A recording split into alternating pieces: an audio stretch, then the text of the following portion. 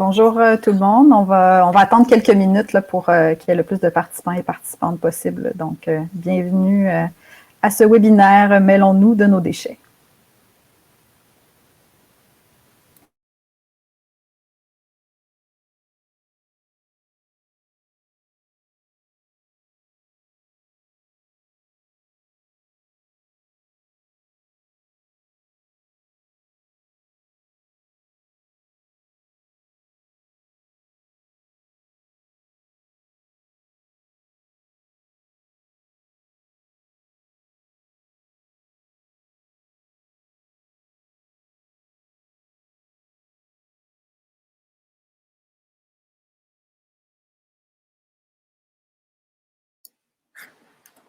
Simplement, pour vous aviser, vos micros et caméras sont désactivés. Donc, on commence dans quelques secondes, je dirais.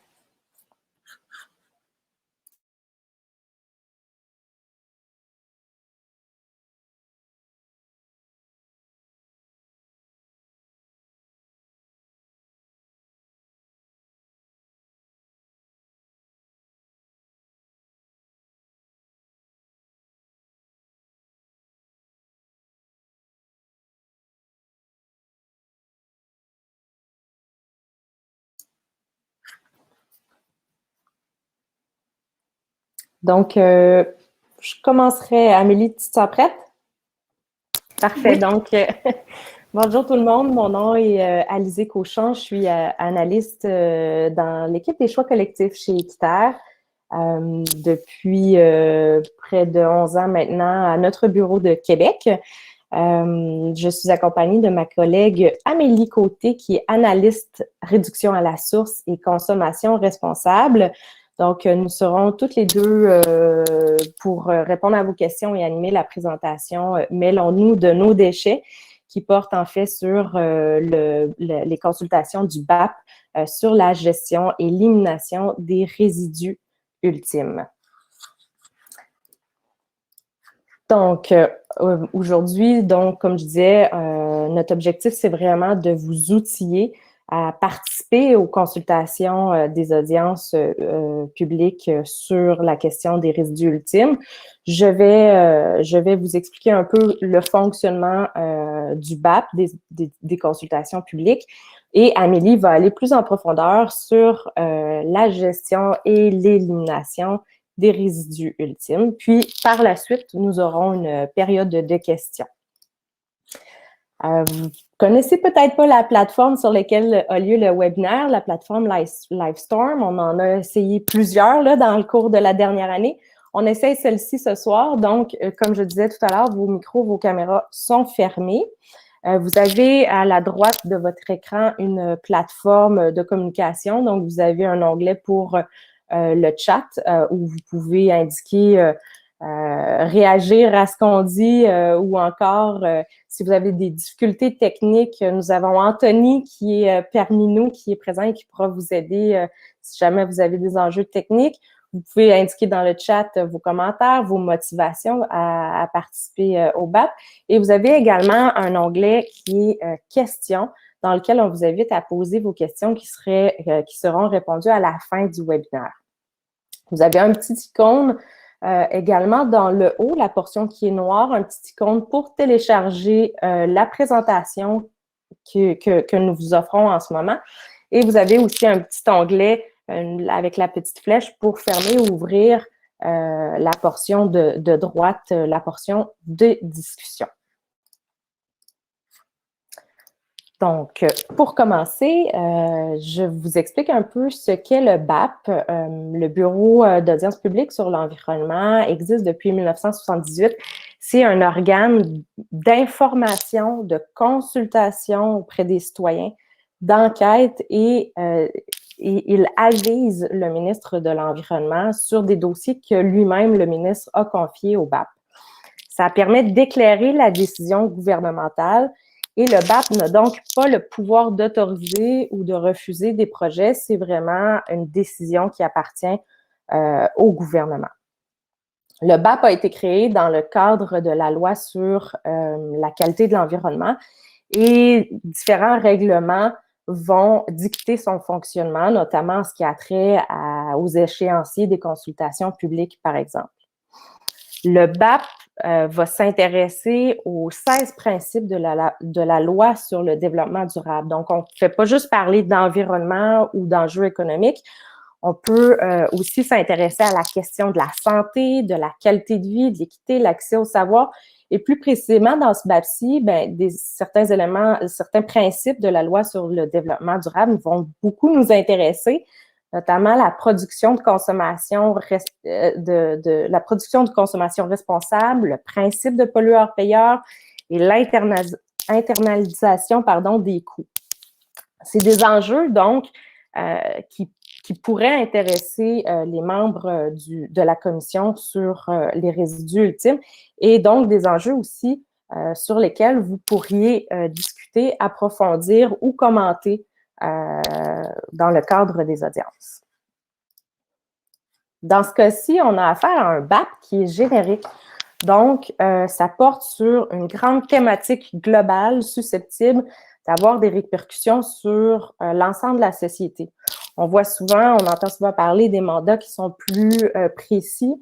GNL Québec sur le projet de tramway à Québec, là, ça c'est les récents auxquels on a participé chez Équiterre, mais il peut y en avoir aussi spécifiquement qui portent sur des sites d'enfouissement, par exemple.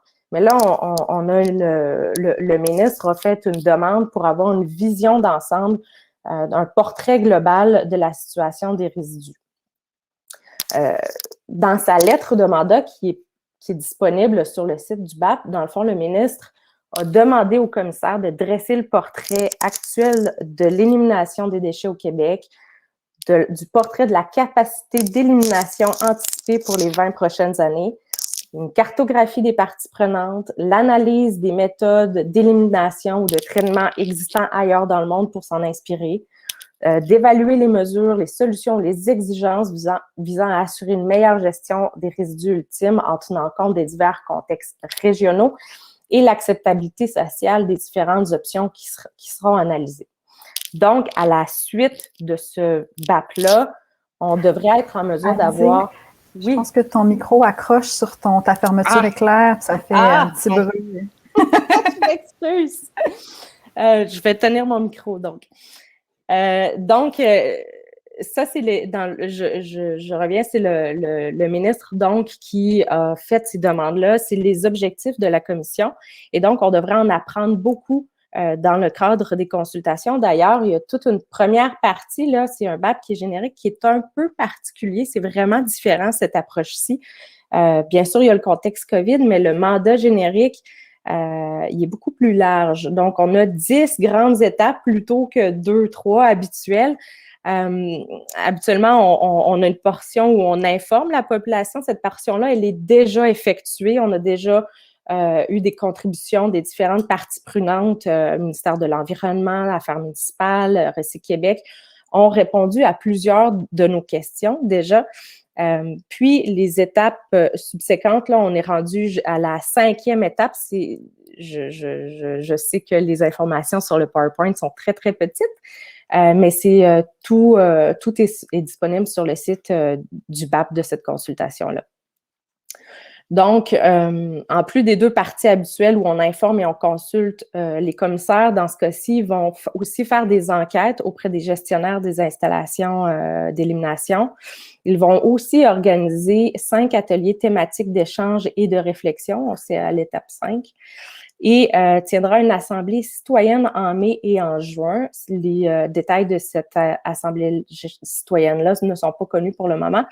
Et également, on va tenir des séances de consultation additionnelles et spécifiques aux communautés autochtones. Donc, nous, comme je disais, on est maintenant à l'étape 5 qui débute le 13 avril en ce qui a trait aux ateliers d'échange et de réflexion avec des experts. Ces ateliers-là ne sont pas accessibles on ne peut pas y participer, mais on pourra les visionner. Ce qui est important à retenir comme date, c'est vraiment l'avis d'intention de dépôt et les dépôts de mémoire. Il faut aviser le BAP d'ici le 3 mai. C'est un formulaire qui est très court. c'est vos coordonnées essentiellement, un formulaire pour aviser le BAP que nous déposerons un commentaire. Le commentaire peut être écrit ou oral. Il peut être écrit et oral également. Et c'est un commentaire, un mémoire, une image. Ça peut être très bref ou très long. Le BAP observe les documents tant de manière qualitative que quantitative. Donc, c'est vraiment important que tous y participent. Et bien sûr, si on peut bonifier notre présentation par des arguments clairs et probants, c'est toujours très apprécié par les commissaires. Donc, Amélie, je te laisserai la parole. Merci, Alizée. Puis, je vous le mentionne tout de suite, n'hésitez pas si par la suite vous avez des questions sur votre participation au BAP. Là, donc, c'est pas toujours la même manière de fonctionner pour les différentes consultations, mais dans ce cas-là, je pense que c'est pertinent de le souligner que le plus de participation citoyenne, puis le plus on met de l'avant des arguments en lien avec la réduction à la source, le réemploi, les enjeux qui nous touchent, ben, ça va avoir une incidence parce qu'effectivement, le nombre de participantes fait partie de ce qui est analysé par les commissaires. Donc, pour débuter la présentation plus technique, puis vous allez le voir dans ma section, il y a plusieurs tableaux et graphiques. Donc, comme Alizée le mentionnait en introduction, ne vous inquiétez pas si je ne vais pas autant dans le détail dans chacun des graphiques ou des tableaux. Comme vous pouvez télécharger la présentation, vous allez avoir accès à toute cette information-là. Puis les références aussi sont mentionnées parce que dans certains cas, ce sont des documents qui proviennent vraiment du site du BAP. Donc, première définition, l'économie circulaire. Donc, quand on parle d'économie circulaire, on la définit comme un système de production, d'échange et de consommation visant à optimiser des ressources à toutes les étapes du cycle de vie d'un bien ou d'un service dans une logique circulaire, tout en réduisant l'empreinte environnementale et en contribuant au bien-être des individus. Donc, ce qui est intéressant dans le graphique d'économie circulaire qui a été développé par l'EDEC il y a quelques années, donc l'École du développement durable et de l'économie circulaire, ce sont les stratégies qui sont en amont. Donc, la stratégie 1 de repenser pour réduire la consommation de ressources et de préserver les écosystèmes. Donc, vraiment réduire à la source, mais aussi par la suite à la stratégie 2.1, optimiser vraiment l'utilisation des objets déjà existants. Donc, nous, c'est vraiment à ces aspects-là qu'on s'intéresse le plus chez Équiterre au niveau de la réduction à la source et de la consommation responsable. L'élimination maintenant. L'élimination, c'est les méthodes pour disposer des matières résiduelles qui n'ont pas été autrement triées ou qui auraient pu être réemployées aussi dans certains cas. Donc, on a deux méthodes d'élimination au Québec, soit l'enfouissement, donc on envoie les matières dans un lieu d'enfouissement technique, ou l'incinération, donc à ce moment-là, les déchets sont incinérés, les déchets et les ressources aussi. Ensuite, la réduction à la source, donc c'est ne pas consommer de ce dont on n'a pas besoin. Donc, on pourrait, par exemple, agir pour réduire le gaspillage alimentaire, réduire la consommation d'énergie, réduire la quantité d'emballage et d'objets qui sont jetables ou à usage unique, ou les objets superflus en général, donc le fait d'acheter moins. Le réemploi, donc ça, c'est vraiment avec le fait d'optimiser l'utilisation des objets existants. Donc, différentes stratégies en partageant les objets existants. On pense, entre autres, aux équipements de plein air, de cuisine spécialisée. Donc, il y a des objets qui se partagent très bien aussi. On a également la réparation, le reconditionnement qui permettent de prolonger la durée de vie des objets et tout ce qui est de seconde main, donc les différents marchés de seconde main. Ensuite, on a des acronymes qui reviennent souvent, gestion des matières résiduelles, donc je vous les partage parce que ça se peut que je les utilise à quelques reprises au courant de la présentation. Donc, GMR, gestion des matières résiduelles, CRD pour matériaux de construction, rénovation et démolition.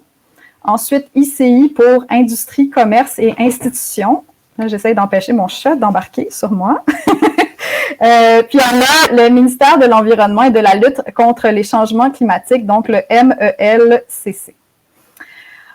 Au niveau des rôles et responsabilités en gestion des matières résiduelles, c'est une situation qui est un peu complexe comparativement à d'autres domaines. Donc, on a vraiment différents acteurs qui interviennent à des niveaux complémentaires. Donc, d'une part, le MELCC, donc, qui assure le développement des lois et des règlements, donc va vraiment encadrer la gestion des matières résiduelles.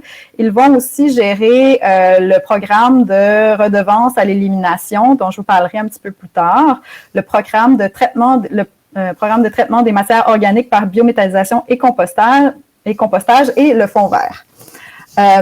Après ça, Recyc Québec, il s'occupe de toute la collecte sélective des matières recyclables, puis de faire le suivi et l'approbation des plans de gestion des matières résiduelles des municipalités. Et c'est également eux qui sont responsables de la mise en œuvre du plan d'action donc 2019-2024 qui est issu de la politique québécoise de gestion des matières résiduelles. Donc, on s'est fixé des objectifs provinciaux et pour les mettre en œuvre, on adopte des plans quinquennaux qui permettent, donc, en les déclinant en action, de s'assurer d'atteindre les objectifs. Puis après, les organismes municipaux, ben là-dedans, c'est vraiment les municipalités, dans certains cas, les municipalités régionales de comté aussi, donc des organismes qui vont, dans certains cas, se regrouper aussi pour faire leur plan de gestion des matières résiduelles et assurer le service aux citoyens et citoyennes, comme ce sont eux qui sont les plus près aussi au niveau du terrain, donc pour s'assurer de gérer les collectes, par exemple, de faire la sensibilisation auprès de la population. Puis là, la grande question qui se pose dans le cadre du mandat du BAP, c'est qu'est-ce qu'un résidu ultime? Et vous allez voir, la définition qui est proposée est relativement complexe, donc je vous la partage ici. Le résidu ultime résulte du tri et du conditionnement et de la mise en valeur des matières résiduelles et qui n'est plus susceptible d'être traité dans les conditions techniques et économiques disponibles. C'est une notion dont on dit qu'elle est évolutive dans le temps en fonction des mesures qui seront mises en place pour détourner les matières de l'élimination, puis elle est également variable selon l'accès à ces nouveaux moyens pour l'ensemble du territoire québécois. Donc, dans la définition qui est proposée par le ministère, c'est un peu comme si on disait que là, on envoie entre 5 et 6 millions de tonnes de déchets par année dans les lieux d'enfouissement et dans aux incinérateurs. Et tout ça pourrait être considéré comme un résidu ultime parce qu'on n'a pas les conditions techniques et économiques qui permettent de mieux trier, de réduire à la source. Donc, c'est vraiment des composants qui fluctuent. Puis ça peut être certainement problématique dans la perspective où ce qui devrait être un résidu ultime, selon nous, c'est vraiment ce qui n'est pas recyclable, ce qui n'est pas compostable, ce qui n'est pas constitué d'objets qui auraient pu être réemployés ou réparés. Donc, vraiment, ce qui est en fin de vie, puis qu'il n'y a pas d'autres débouchés possibles. Puis, évidemment, bon, les moyens fluctuent aussi d'une région à l'autre, mais la définition devrait être plus uniformisée selon nous. Donc, si on regarde l'évolution de la quantité éliminée par personne, donc ça, c'est le nombre de kilogrammes par personne par année au Québec. Ce sont des données qui sont issues d'un rapport qui a été diffusé par Recyc Québec. Toutes les références là, sont dans une diapositive un petit peu plus loin, mais essentiellement, c'est ce rapport-là qui a servi là, au niveau des données d'élimination. On voit qu'on est parti en 2009 à un peu plus de 780 kilos par personne par année, avec une descente constante. Puis, ça a vraiment augmenté depuis 2016. On est rendu à, autour de 722 kilos en 2019. Donc, c'est une grande quantité. Mais je vais attirer votre attention sur le fait qu'on appelle ça des kilos par personne par année, puis ça donne peut-être l'impression que c'est vraiment nous, les citoyens et citoyennes, qui générons cette quantité-là, mais c'est pas du tout le cas. Donc, c'est important de comprendre ce qui se retrouve derrière ces données-là. Au niveau de la quantité totale de matière éliminée, donc, il y a sur cette diapositive 2 informations. Donc, ce qui est en gris, c'est les matières qui sont envoyées à l'élimination. Donc, vraiment, ce qui fait partie des données qui sont analysées plus en détail là, dans les prochaines diapositives, mais il y a également les matériaux de recouvrement. Donc, ce qui est en orange, c'est des matières qui servent entre les couches d'enfouissement, en fait, dans les lieux d'enfouissement technique. Et cet aspect-là n'est pas réglementé en termes de quantité qui peut être utilisée par les lieux d'enfouissement technique. Puis vous voyez qu'il y a une tendance à l'augmentation de l'utilisation de matériaux de recouvrement. Puis on va voir ce qui compose ces matériaux-là, finalement. Puis, ce qu'on voit aussi, c'est qu'au fil des années, il n'y a pas, si on prend vraiment la somme des matières éliminées et des matériaux de recouvrement, il n'y a pas une diminution vraiment significative de l'élimination au Québec depuis 10 ans. Donc, la proportion des matériaux de recouvrement, elle a dépassé le 30% en 2015. Donc là, on est vraiment dans un rapport où il y a un tiers ou autour d'un tiers des matières qui sont envoyées dans les lieux d'enfouissement qui sont du recouvrement. Donc, c'est quand même une proportion qui est importante sur laquelle je voulais juste attirer votre attention pour comprendre vraiment tout ce qu'on retrouve dans un site d'enfouissement. Après ça, dans les matériaux de recouvrement, ça c'est la répartition de ce dont sont composés les matériaux de recouvrement. Donc, des sols contaminés en très grande majorité, mais 4% de sols propres. Dans les résidus de CRD, donc construction, rénovation, démolition, il y a un 13%. Les résidus de broyage, donc le fluff, c'est les carcasses automobiles qui sont broyées là, principalement, donc qui n'ont pas vraiment d'autres utilités. Et dans les matières autres, ben c'est toutes sortes de choses, mais ce sont quand même des matériaux qui sont stables. Il y a notamment un peu de verre, un peu de balayure de rue, et le détail là, de ces informations-là sont disponibles dans le rapport. Puis donc, là, je vous ai parlé des matériaux de recouvrement. Maintenant, pour l'autre proportion, qui sont les matières éliminées au Québec en 2019. Donc, on retrouve là-dedans 25% de matières recyclables, 30% de matières organiques, 28% de CRD, 5% d'encombrants. Quand on parle des encombrants, ce sont les gros meubles. Donc, par exemple, un divan, un four ou un vraiment gros objet qui est plus complexe à transporter d'ailleurs. On a aussi un 6% de textiles, 5% de matières autres et un 1% de résidus domestiques dangereux. Donc, par exemple, les piles, les huiles usées, la peinture, les matériaux électroniques, les appareils électroniques. Donc, c'est un petit pourcentage, mais qui a quand même un gros impact. Donc, c'est quand même important de le distinguer. Et quand on regarde toute cette information, ce qui saute aux yeux, c'est que la majorité des matières qui sont envoyées à l'élimination, ce sont des matériaux qui pourraient être autrement valorisés, donc des matières recyclables qui pourraient être recyclées, des matières organiques qui pourraient être compostées ou biométhanisées ou dont on pourrait réduire aussi le gaspillage alimentaire, qui est un tout autre sujet. Les résidus de construction, rénovation, démolition, mais là, il faudrait aussi voir dans les détails lesquels ont un potentiel au niveau de la réutilisation, par exemple, ou au moins du recyclage. Mais on a appris lors des séances d'information, donc dans la première partie dont parlait Alizée, qu'il y a 40% des matériaux de construction, rénovation, démolition qui ne passent pas par un centre de tri de CRD au préalable. Donc, à ce moment-là, ils vont direct à l'élimination.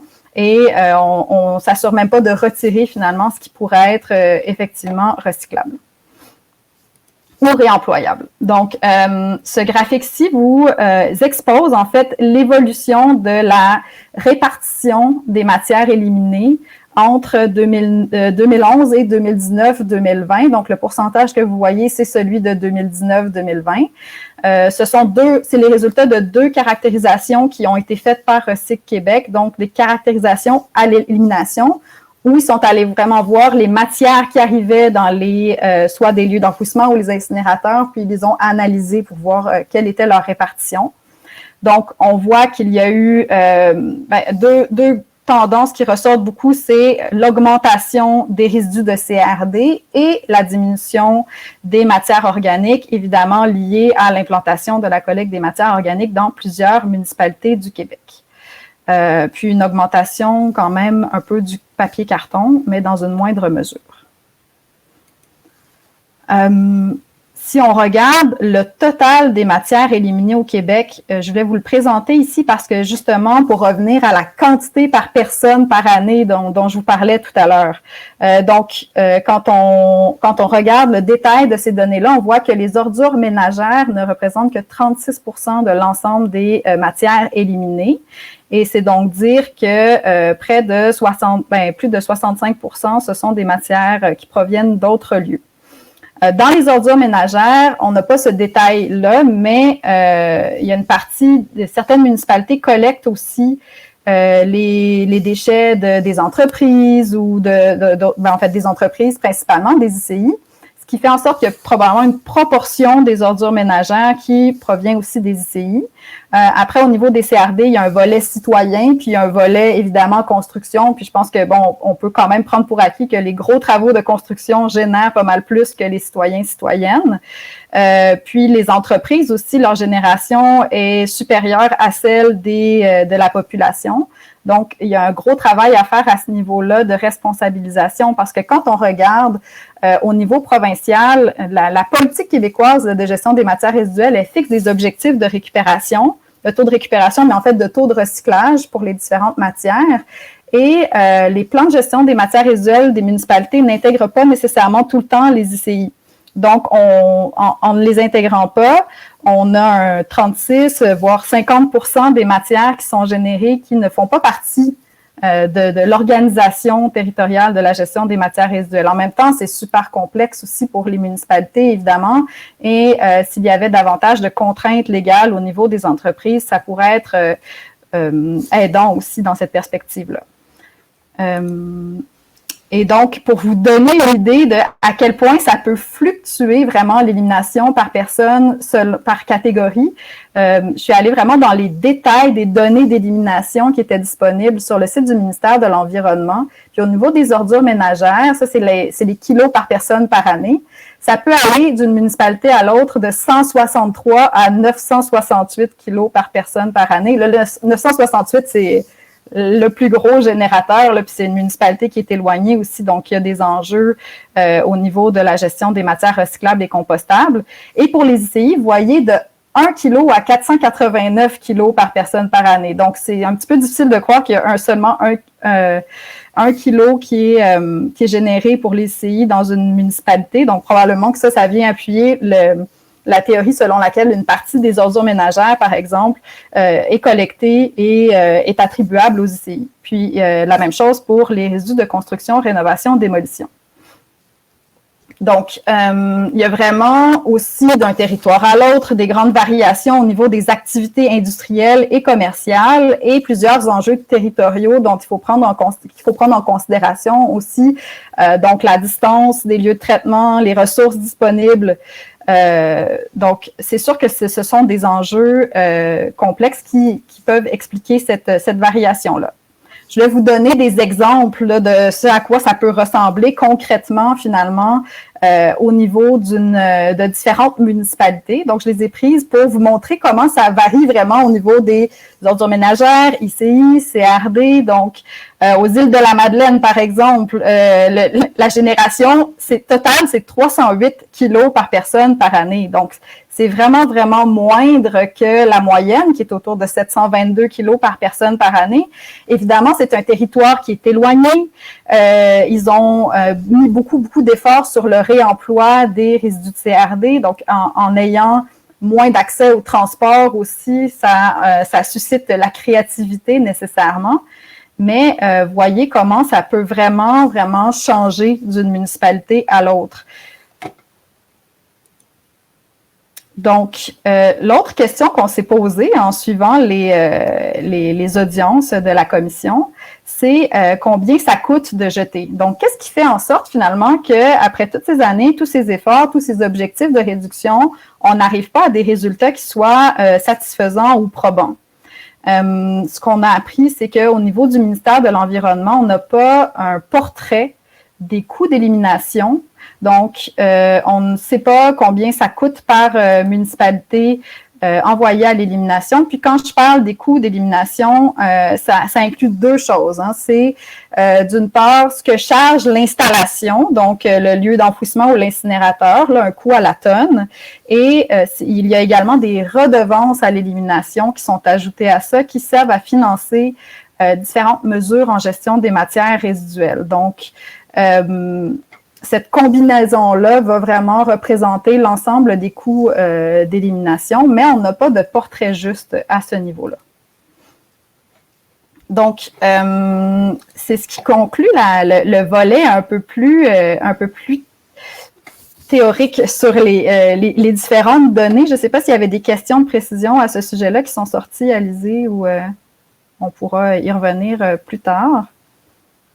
Puis vas-y. Non, il n'y a pas de questions. Commentaire d'Éric Ménard, au lieu de dire par personne, on devrait peut-être dire ou écrire par capita pour que ça porte moins à penser. C'est un bon élément. Ça pourrait être intéressant de le mettre dans votre commentaire. Mais simplement vous rappeler que vous pouvez poser des questions là, pour la suite là, dans l'onglet questions de la plateforme de discussion.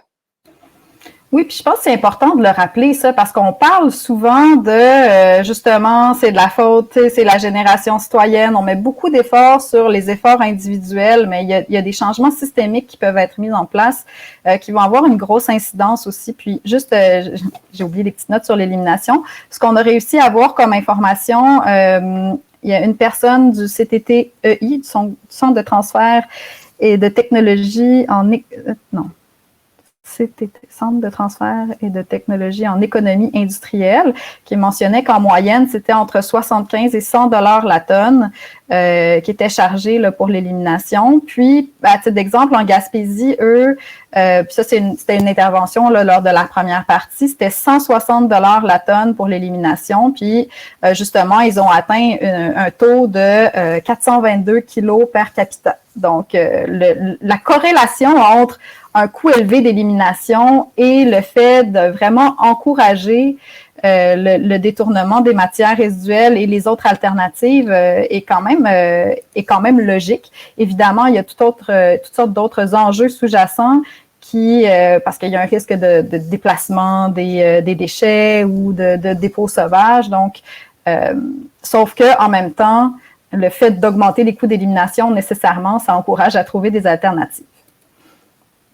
Maintenant, au niveau de la réduction à la source et du réemploi, donc pourquoi c'est pertinent de s'intéresser à ces questions? Bien, pour nous, c'est vraiment incontournable de proposer des solutions à ce niveau-là pour réduire nos besoins en élimination. Donc là, le BAP, il a un mandat d'évaluer les capacités puis les besoins des sites d'enfouissement, comment on va les agrandir. En parallèle, il y a eu plusieurs agrandissements de lieux d'enfouissement qui ont été attribués. Il y a encore en ce moment une consultation qui est en cours pour augmenter la capacité du site d'enfouissement de Bury en Estrie. Et si on accède vraiment le travail ou s'il y a vraiment des actions structurantes au niveau de la réduction à la source et du réemploi, bien, ce sont toutes des matières qu'on détournerait de l'élimination. Puis on l'a vu tout à l'heure, la très grande majorité des matières qui sont envoyées dans les sites d'enfouissement, les incinérateurs, peuvent être détournées, ne serait-ce qu'en s'assurant de les recycler ou de les composter dans certains cas, mais encore mieux parce qu'on évite tous les transports, tous les traitements alternatifs en réduisant à la source et en favorisant le réemploi. Au niveau du BAP, il y a un atelier le 20 avril sur les modes de production et de consommation, donc c'est un sujet qui va les intéresser aussi. Donc, ça demeure vraiment pertinent d'aborder ces questions-là. Donc, pourquoi réduire à la source? Bien, on parle souvent du jour du dépassement. Là, chaque année, on ressort l'information selon laquelle, là, c'est plus fin juillet ou fin août, l'humanité a consommé toutes les ressources, on a consommé toutes les ressources renouvelables que la Terre peut produire en un an. Et on parle aussi, là, on parle au niveau mondial, mais au niveau canadien, notre jour du dépassement, il est plutôt le 18 mars que le 22 août, là, qui était le jour du dépassement en 2020. Donc, partout dans le monde, donc en moyenne, finalement, ce jour-là a été est arrivé un petit peu plus tard l'année dernière à cause de la pandémie. Et nous, finalement, nos modes de consommation n'ont pas eu nos changements au niveau de la consommation n'ont pas eu un impact suffisant pour retarder le jour du dépassement. Donc, on est très tôt là-dedans. Il y a vraiment des changements dans les habitudes de vie, mais aussi de production et de consommation, et particulièrement, en fait, qui sont importants à mettre en place. Donc, je vous ai parlé du fait qu'on n'a pas de données très précises sur les coûts d'élimination. Ce qu'on sait, ce qu'on connaît, c'est les redevances à l'élimination. Donc, ça, c'est des montants qui sont chargés obligatoirement par les sites d'enfouissement, les incinérateurs, et qui sont en fait par la suite reversés au ministère de l'Environnement pour financer différentes actions là, en gestion des matières résiduelles, notamment la mise en œuvre des plans de gestion des matières résiduelles des municipalités. Donc, en ce moment, en 2021, c'est 23,75 $ par tonne les redevances, et ça va être augmenté à 30 $ la tonne en 2030.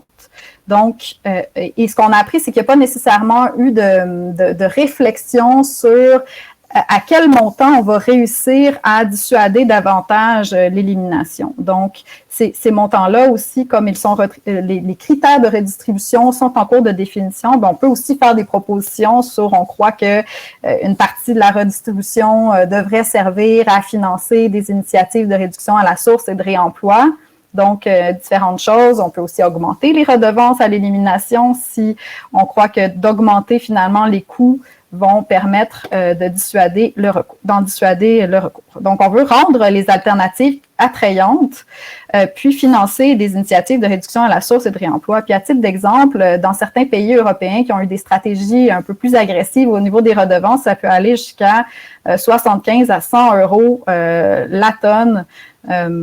Donc, c'est des choses qui sont déjà faites. Évidemment, il faut tenir compte aussi des coûts d'élimination dans les provinces limitrophes pour éviter qu'il y ait un déplacement finalement de nos déchets au-delà du Québec.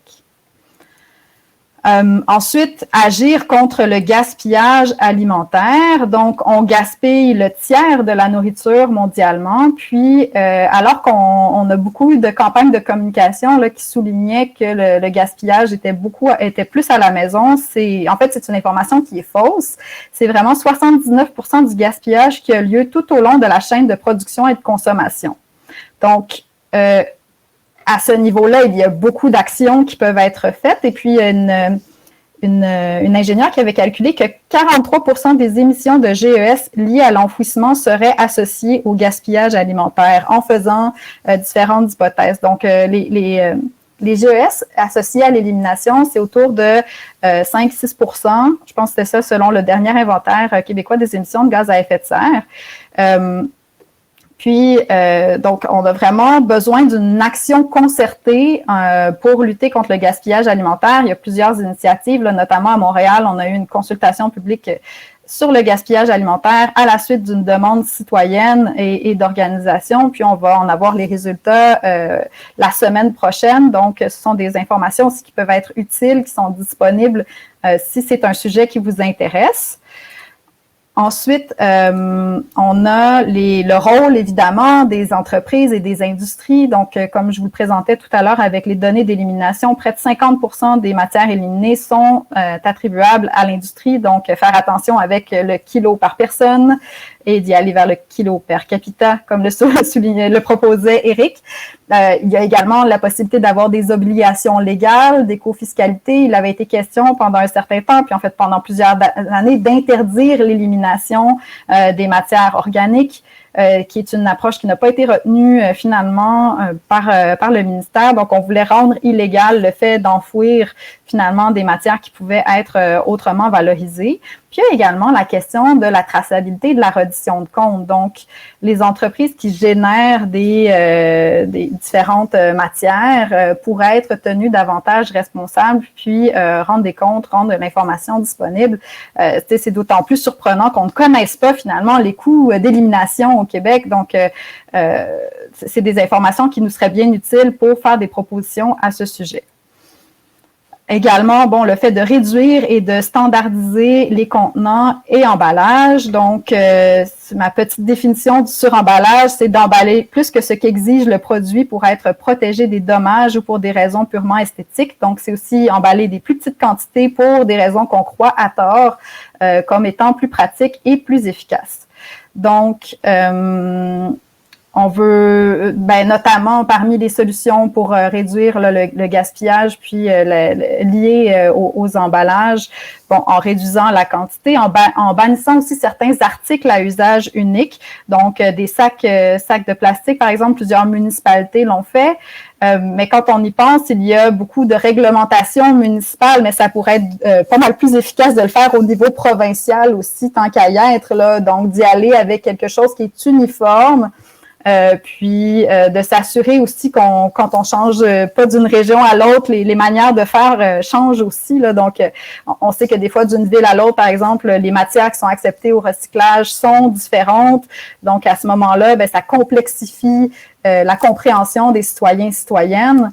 Donc, l'usage unique est particulièrement problématique parce que ce sont des matériaux qui prennent énormément de ressources à produire et leur durée d'usage est très, très courte.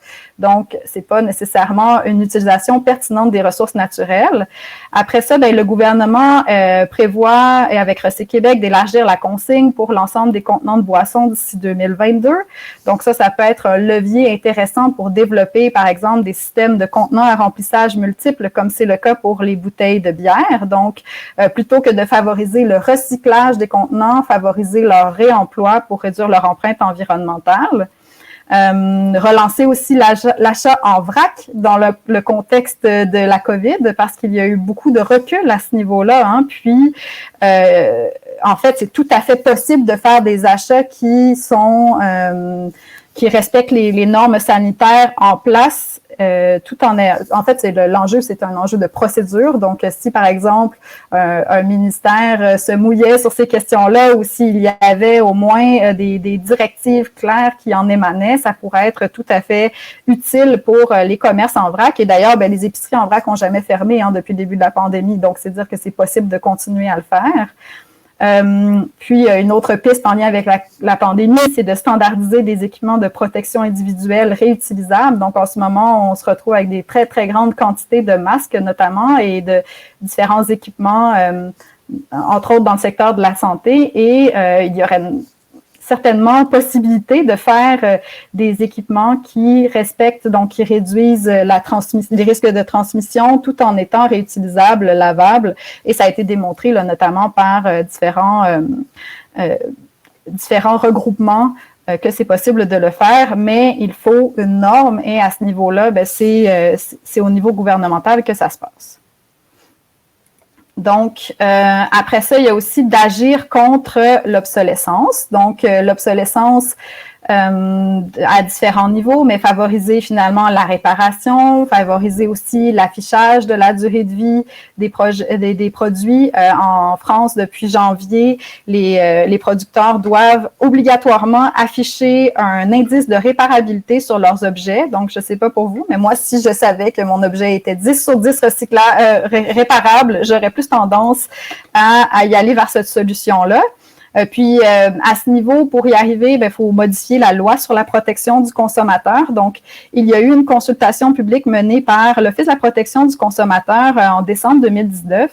Et le début de la pandémie, évidemment, n'a pas été un bon moment là, pour relancer tout ça. Mais maintenant, ça commence à faire un certain temps, donc ça pourrait être un beau moment pour relancer le dossier, soutenir aussi des initiatives de réparation, s'assurer d'avoir une formation adéquate au niveau aussi local. Donc, c'est vraiment des initiatives qui peuvent favoriser l'économie locale. Donc, au niveau de l'obsolescence. Après ça, il y a toutes sortes d'idées aussi éventuellement qui sont à développer, qui sont à mettre en place. Je suis certaine que vous en avez plusieurs aussi à partager. C'était en fait ma partie de la présentation. Puis là, on serait rendu à voir s'il y a des questions, commentaires ou des idées à partager là, en lien avec ce que vous souhaiteriez voir être discuté là, lors du BAP puis des prochaines étapes. Oui, donc n'hésitez pas là, à rédiger vos questions. Si vous souhaitez prendre la parole, vous pouvez mettre un petit astérix ou nous indiquer que vous souhaiteriez prendre la parole. On peut vous laisser là, ouvrir micro et caméra. On a une question d'abord de Myriam concernant les redevances, Amélie, à savoir comment, à qui et dans quelles circonstances les redevances sont distribuées. C'est une très bonne question, une très grande question. En fait, elles sont redistribuées. Bon, d'abord, comme je vous le disais, elles sont collectées par les sites d'élimination. Elles sont envoyées au ministère de l'Environnement. Il y en a une partie qui sert à financer les activités de l'équipe d'élimination, une autre partie qui sert à financer le programme de traitement de matières organiques par biométhanisation et compostage, puis en fait la mise en œuvre de la stratégie de valorisation des matières organiques. Et après ça, une bonne proportion est redistribuée aux municipalités pour la mise en œuvre de leur plan de gestion des matières résiduelles. Donc, toutes les actions qui sont liées au plan de gestion des matières résiduelles vont pouvoir être financées par la redistribution des redevances. Mais ce qui est intéressant, c'est de voir aussi qu'il y a des critères pour attribuer finalement ces redevances-là. Donc, il faut y avoir, notamment, les municipalités doivent avoir un taux de desserte au niveau de la collecte des matières organiques, donc différents critères comme ça pour favoriser le fait d'avoir en place des bonnes pratiques. Puis c'est aussi au niveau de la performance qui est comparée selon sept profils de municipalités, donc plus ou moins de grandes populations, éloignées ou non de Montréal ou de Québec ou d'un grand centre. Donc, elles sont comparées entre elles, là, dans le fond, pour définir comment sont redistribuées les redevances. Merci, j'espère que c'était clair. Oui, c'est quand même c'est un gros dossier, mais je vais peut-être essayer, là, pendant que tu lis la prochaine question, j'avais eu une réponse du ministère à ce sujet-là, je pourrais peut-être vous la partager. On a un commentaire de Christian là, qui, Christian Desalliés, que je salue. Selon ses informations, les redevances à l'enfouissement seraient de 30 tonnes, 30 $ la tonne, pardon, à partir du 1er janvier 2022. Je ne sais pas si, Amélie, tu voulais commenter cette information. Ça se peut que ça augmente plus vite. Moi, j'avais compris 2030, mais peut-être que faudra aller voir sur le site du ministère. Là, je pourrais valider. Moi, j'avais compris que c'était d'ici. Mais ça se peut que ce soit plus rapide. Là, on est à 23,75. Donc, je vais tenter de valider cette information. Mais Christian, j'imagine que je pense que tu travailles au niveau d'une MRC, là, donc j'imagine que cette information doit être tout à fait exacte. Sinon, Amélie, on a une question de Marion qui se demande si nous avons les informations sur la part en pourcentage des produits électroniques envoyés à l'enfouissement. Malheureusement, non. Je vais retourner dans la présentation là, pour qu'on regarde ensemble le graphique des matières éliminées. Donc, est-ce qu'on le voit bien? Oups. Donc, en fait, le pourcentage des matières, des matériaux électroniques, c'est ce qui se retrouve dans RDD, le 1%. Mais on n'a pas le détail à ce niveau-là de la caractérisation qui a été faite par Québec qui contient davantage de catégories. Il y en a une partie qui va être là, puis peut-être une partie aussi qui sont dans les encombrants si on parle des grosses télévisions, mais j'imagine que ce serait sous RDD. Après ça, au niveau résidentiel, il y a eu une caractérisation qui a été faite par Recyc Québec qui pour le volet résidentiel pour les années 2015-2018. Et j'avais fait un calcul rapide de règle de 3 là, qui permettait de constater que c'était environ 10 000 tonnes d'appareils électroniques qui étaient jetés par année au niveau résidentiel. Nous avons une excellente question d'Aurore qui se demande, comme citoyen ou organisation, quels 3 points cruciaux on devrait communiquer massivement au commissaire du BAP qu'est-ce que tu conseillerais, Amélie, comme voilà, trois arguments clés? Merci pour cette question, Aurore. Je dirais, d'une part, tu sais, je vous l'ai mentionné, mais qu'est-ce qu'un résidu ultime? Tu sais, je pense que le fait de définir un résidu ultime comme quelque chose de fluctuant, puis qui est conditionnel à des critères économiques, déjà ça, c'est problématique. Donc, on veut que le résidu ultime soit vraiment les matières qu'on ne peut pas détourner d'élimination, qu'on ne peut pas réduire à la source, qui ne sont ni recyclables, ni compostables ou qui ne peuvent pas être réemployés. Donc, qu'est-ce qu'un vrai résidu ultime? Après ça, les coûts d'élimination, clairement, ne sont pas suffisants, mais je pense que le message sur vraiment mettre l'emphase sur la réduction à la source, le réemploi, l'économie circulaire, de différentes manières. Puis ça, après ça, je pense que c'est selon les dossiers ou les sujets qui vous interpellent, là. Donc, ça peut être autant le gaspillage alimentaire, le réemploi des appareils électroniques, le fait d'encourager l'économie collaborative, de financer de ce type d'initiative-là. Donc, il y a toutes sortes d'actions comme ça. Et puis, si on met l'emphase là-dessus sur des solutions au niveau de la réduction à la source et du réemploi, puis de souligner que c'est ce vers quoi on devrait aller et qu'il devrait y avoir de l'exemplarité gouvernementale aussi dans les pratiques, parce qu'on peut s'attendre de l'État à ce que les objectifs qu'ils mettent de l'avant au niveau de la politique soient atteints dans l'ensemble des ministères et organismes. Ça, c'est peut-être mon petit message éditorial, mais il n'y a pas nécessairement trois bons messages, mais autour de ces questions-là, du fait d'augmenter les coûts, de vraiment s'attarder au fait que le résidu ultime, c'est vraiment une infime proportion. Et donc, qu'en mettant en place des initiatives de réduction à la source et de réemploi, on va pouvoir détourner presque toutes les matières de l'enfouissement ou de l'incinération. Et c'est là que réside la solution, en fait. Donc, j'espère que ça a pu répondre à ta question, Aurore.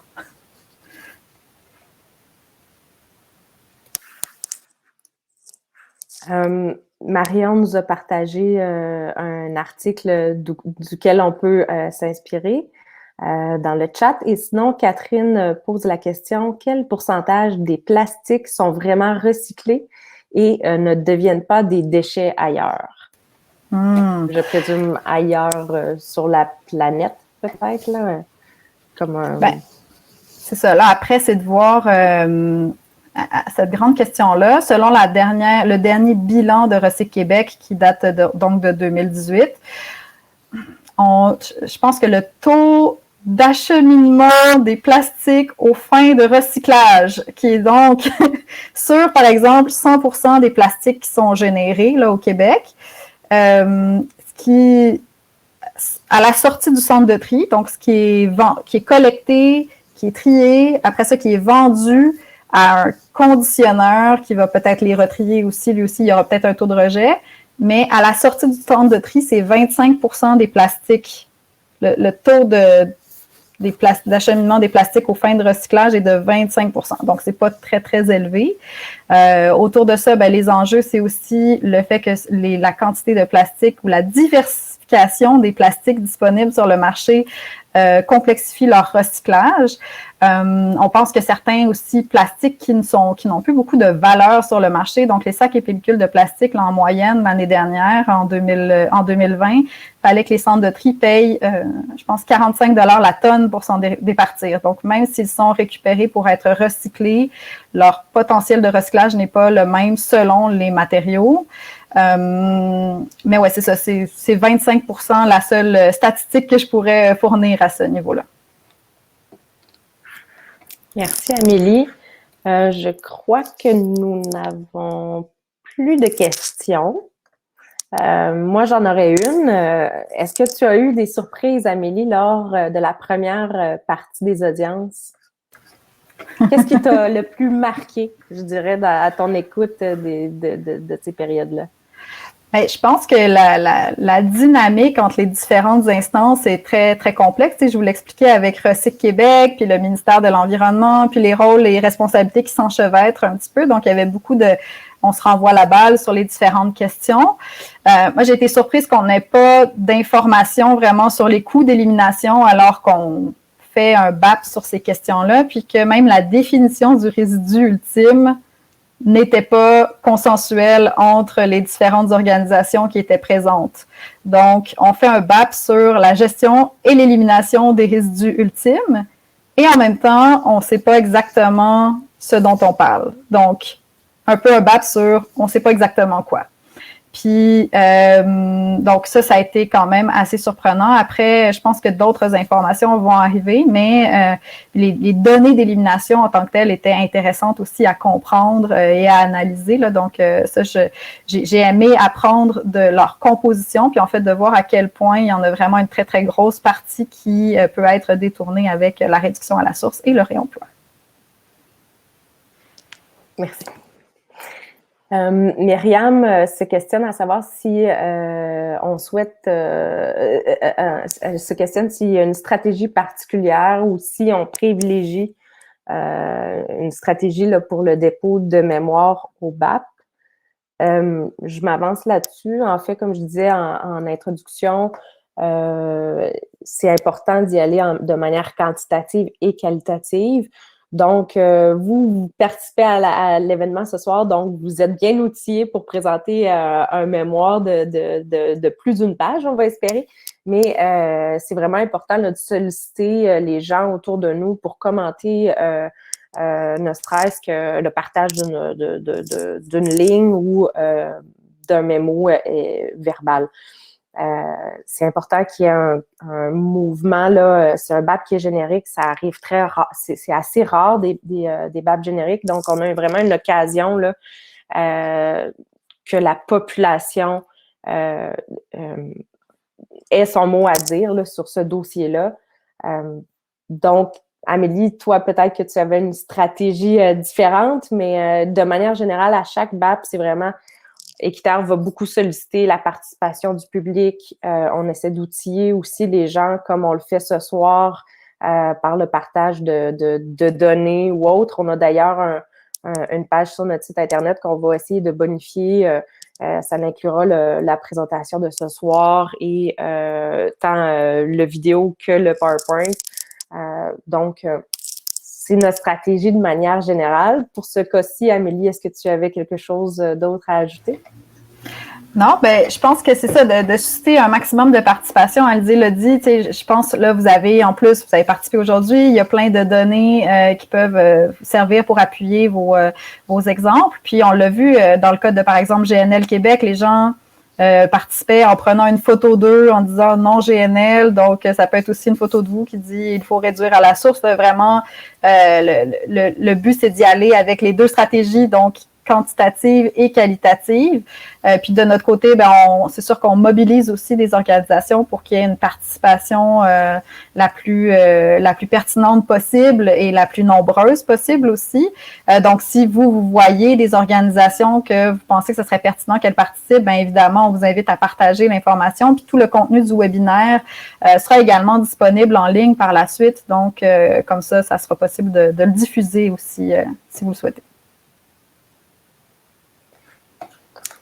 Voilà, donc pour répondre à Diane, oui, donc le vidéo va être disponible à l'écoute. Vous allez d'ailleurs recevoir là, quelques minutes après la fermeture là, du webinaire un courriel qui vous ramènera là, avec un lien sur la diffusion de ce vidéo-là.